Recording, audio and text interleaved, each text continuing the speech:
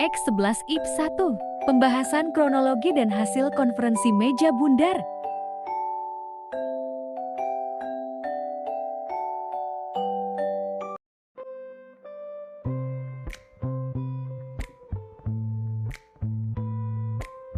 Konferensi meja bundar. Konferensi meja bundar dilaksanakan di Gedung Parlemen di Den Haag, Belanda pada tanggal 23 Agustus sampai 2 November 1949. Tujuan dari konferensi meja bundar adalah untuk menyelesaikan sengketa antara Indonesia Belanda sekaligus memperoleh pengakuan kedaulatan Indonesia yang merdeka dan berdaulat.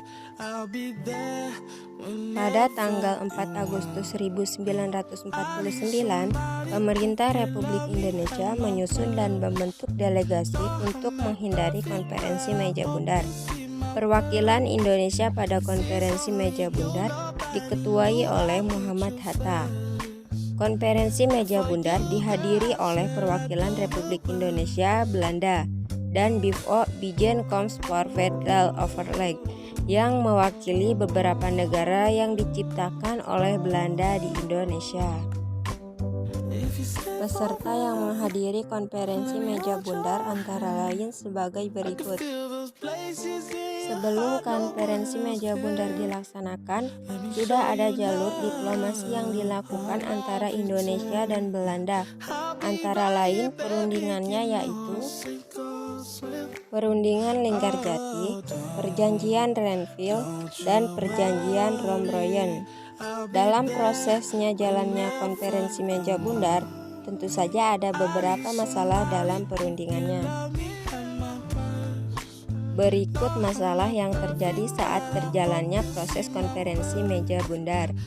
Yang pertama yaitu masalah kedaulatan. Terjadi perbedaan pendapat antara Indonesia dan Belanda, di mana Indonesia ingin menggunakan istilah pengakuan kedaulatan, sedangkan Belanda menghendaki istilah penyerangan. Yang kedua yaitu masalah Uni Indonesia Belanda. Perbedaan pendapat mengenai persatuan Uni Indonesia dan Belanda.